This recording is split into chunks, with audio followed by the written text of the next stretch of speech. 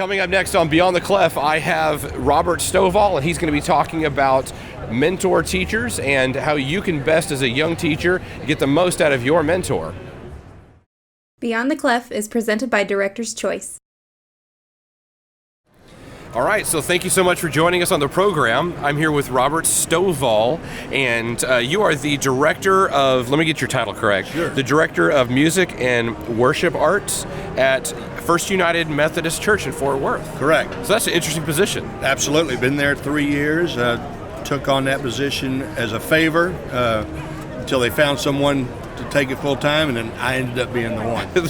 So I left education, retired from education, and now do this full time. Okay, and you have been the director of fine arts. You've been in education for quite a while now, Yes. and TMEA past president. Yes. So, of course, you have a long history of getting to work with people. Absolutely. And you work now with people in mentor Yes. choir directors. Correct. Around your area. Tell me a little bit about that. I work with Keller ISD on a regular basis, and then of course I'm always going around to the other school districts. You're right, in the Metroplex. Basically working with the younger directors in the middle schools and at the high school assistants. Although I do work with the more experienced folks, but I like working with the younger ones and watching them work, helping them realize what they're doing in front of their students, and that's why they get the results that they get. And so I develop a good relationship with each one of those directors to the point where I feel like I can speak freely to them, and they're willing to listen. And likewise, they speak with me quite freely about how they feel and what they're doing. So it gives me great pleasure to be able to go in and watch these young teachers work. What are some of the challenges that you see are common among young choir directors? The very first thing is, oddly enough, is pace. If you asked a young teacher, their worry, their focus, it would be pace, because they want to try to get as much as they can get into the lesson as fast as they can, and as a result, that's just not being absorbed by the students, and so that pacing is super important. That's why I make them make sure that they have everything written out, number one, for them, as well as on the board, whiteboard, whatever they might have in their room for the students to see. If they see what they're going to be doing that day, and they understand that there's a regimentation, if you will, they can come into the classroom, they can see that, and they know what's going to happen that day, and it's a little bit more focused and a little bit more in depth. Instead of just touching things, they're able to get just a little bit more in depth to the lesson. That's something, again, it just has to be learned by the director. They could talk about it all they want to when they're in college. We did, and we thought we knew it then. But until you experience it and understand all the things that are going on in the classroom that can prevent that from happening, that's the issue. So I think when I first realized very recently that pace was such a problem is because I was listening to I wouldn't say administrator, but somebody in one of our professional developments that was working with us, and they were speaking so quickly about what they were doing, and I'm an educated person, and I was just thinking, oh my gosh, I can't keep track of what they're saying. They're going so fast, and they're trying to get so much in. So then I realized, if I am a 34-year-old educated person, and if I can't understand that, what about, let's translate this now to these little babies, my little 6th grade class that's coming in. So sometimes talking fast is just that natural thing. You see this high-powered person going in, but sometimes when those younger teachers see those high-powered, energetic people, there's a lot of pace that's kind of hidden there, hidden in repetition. That's right. And sometimes just slowing it down and letting the kids process what's going on. And with that, absolutely. And with that, I encourage these directors to check for understanding. Within that pacing, if you're going to try to cover so many things and you don't stop and you check for understanding with your students, then you may be wasting time, because you're trying to get through all of this curriculum, not stopping to see if they are with you. or not. And so what do you have to do? Next rehearsal, you have to go back and reteach. And so I think that the pace is the number one concern. The other thing is that kind of falls in that line is creating a relationship with those students so that the pace is almost understood. In other words, the kids know what to expect from the director just simply because of the relationship they've developed. Again, things that are visual on the whiteboard, those kind of things allow the student to absorb just a little bit more in a comfort zone also. I see these directors and they want to do so well, but they just sometimes forget the more common sense things, if you will. A relationship is super important. And that's what we're about in music. It's all about the relationships and the emotion. So they have to work on that as well. And as I was saying earlier, I enjoy being able to one-on-one talk with these teachers, find out where they're coming from, why did they do that, what were they looking for as a result, and then telling them, well, then here's what we saw, here's what the students thought, and have that kind of conversation. Honestly, I've seen some of these directors really develop into a more patient, well-organized, person, not only within their lessons, but also just in a general statement, and in the school day, their relationships with the teachers on the campus, things like that.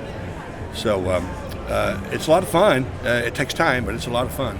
So when you work with one of these teachers, how many days or sessions is ideal? What is your situation? Yeah. It varies simply because of what their time element is about.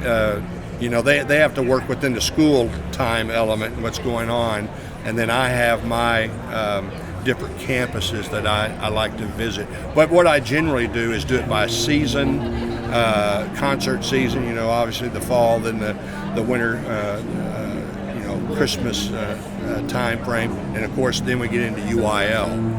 Now UIL, I spend more time with them for the obvious reasons of making sure that there again is a repetition, there is a comfort zone in which they can operate and again have that relationship and really get down to the nitty-gritty of things that they're wanting to do for UIL. So I spend more time with them. That now after UIL, I'm not as much of a presence because they're ending the year and having more of a fun ending. I'm talking about especially middle school. So I do it by season, and if I feel like that director needs more attention, I'll give it to them. If they're doing well and being consistent, then I'll try to move on to another teacher that might need the help. So what is something that, say I'm a younger teacher and I have a mentor that's coming in, what is some advice that you have for them about how to be a good adult student in this situation? Be open. Yeah. What I always tell them is anything that you tell a student, you have to think about their mentality and how it's going to be received. You have to play that role. So the verbiage you use, the way you explain things needs to be on a level that, number one, it challenges them, but at the same time, it doesn't lose them. So they have to be really careful about how they explain things, how they illustrate things. Because, and again, I'm thinking more of the middle school age kid. I mean, that's a young adolescent. Who knows what's going on in that mind of theirs? Consistency and a language that is a challenge, but at the same time it's understanding and it grabs hold of them. That's the first thing that they have to establish. I've seen teachers, both young and more experienced, that they assume too much. And so I tell these teachers, first week that I visit with them, you need to assume that they do not know anything. Even if it's the most advanced choir, you need to assume that they don't know the basics of sight reading, or that you have to start at a refreshing level. And then just make sure that they're all on the same page and on the same level. Then you can take off to the level that's appropriate. So I think, again, it's language, it's communication, it's a relationship that allows you to communicate in the way that they understand. It's all very much of that I'm involved with my choir program and the kids that are in it. I know about them. I'm able to talk to, little Johnny here a certain way because I know what his life is like.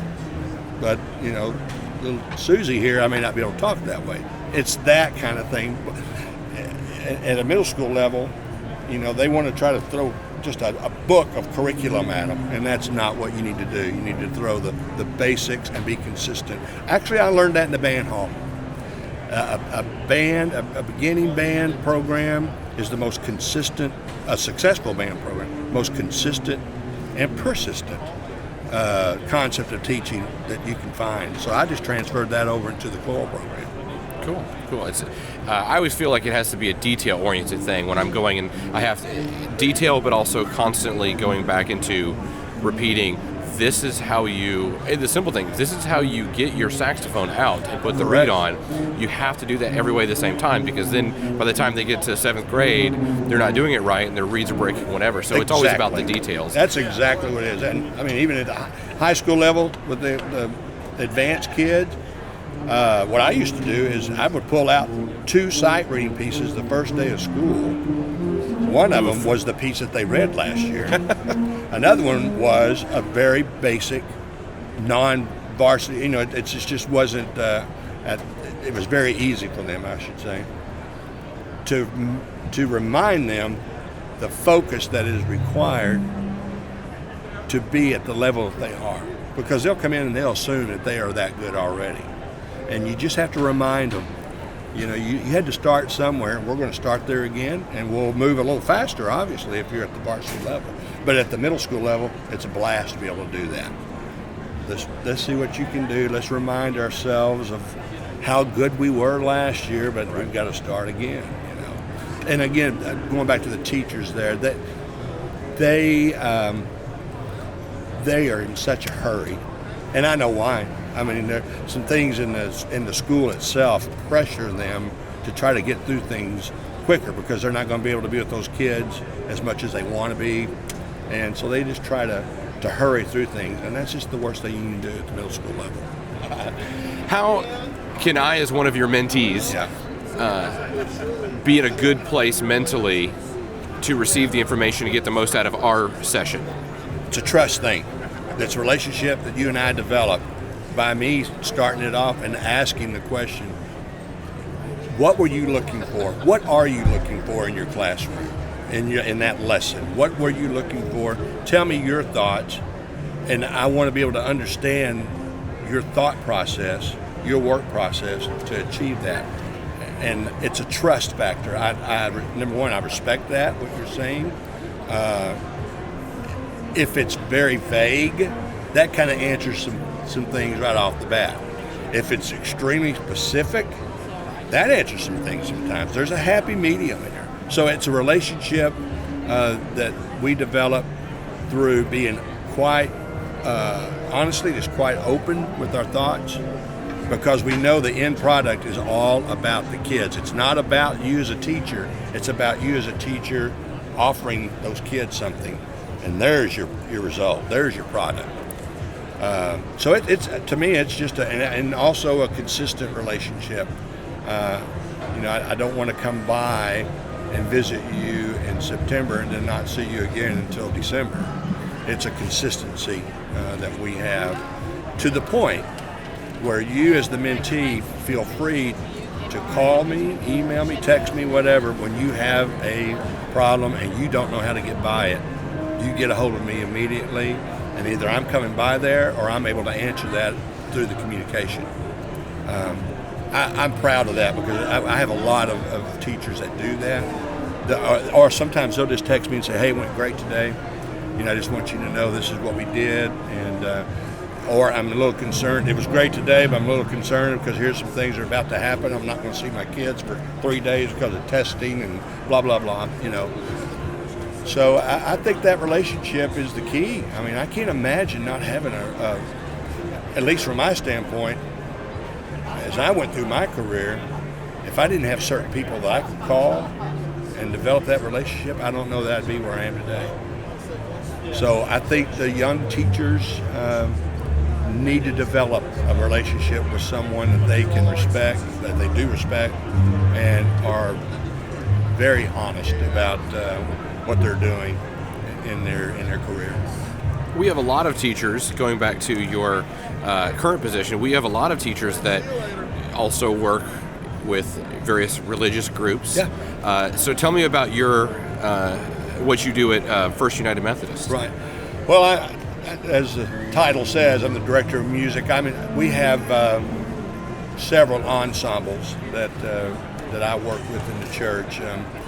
I have 4 choirs that I work with, a men's choir and a women's choir periodically, and then, of course, the big group, the choral union, and chamber choir. And I work with them every week. So a lot of several of those people that are members of those choirs, they are also educators. They're choir directors, they're assistant choir directors, they're voice teachers, that sort of thing. And so I have the opportunity to develop a relationship there before rehearsals, after rehearsals, to talk about their programs. Right. And to me, in fact, I've been a church choir director all but 4 years of my teaching career. I always had a church position as well, part-time choir director. And quite honestly, that was an outlet for me to be able to talk to people about things that weren't so intense in a school setting, so focused on certain things in music. This is no different with a full-time job. It just allows me to be more of a part of their life. They'll ask me to come by their school, or hey, I'm thinking about doing this piece. What do you know about it? And where are the traps and that kind of thing. So I encourage them. I encourage the young directors I work with. I think it's a healthy thing to have a part-time church position because it lets you go another avenue. It's another outlet for you. And I think everyone would agree that has a part-time position is rewarding because, number one, those people are there as a volunteer group. They want to serve their church, and it's a different atmosphere. So I tell them that the more opportunities they have to be a part of a community, is maybe a community chorus or conduct a group, that kind of thing. I think it's a healthy thing because you don't want to drown or suffocate in the classroom. You have another life. Right. Yeah, and that's what I tell them. Well, now, before the episode, you mentioned something. Tell me about See You at Church. Yeah. What is that?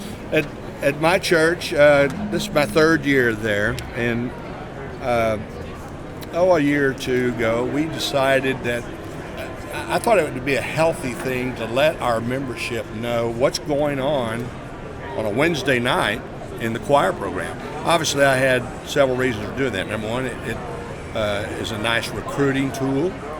If our membership sees us on Facebook or online working, it might entice them or encourage them to come be a part of us. We invite them all the time. Number 2, this See You at Church lets them know in advance of what we're going to be presenting in the services that particular Sunday and how it ties into our sermon or into our service as a whole.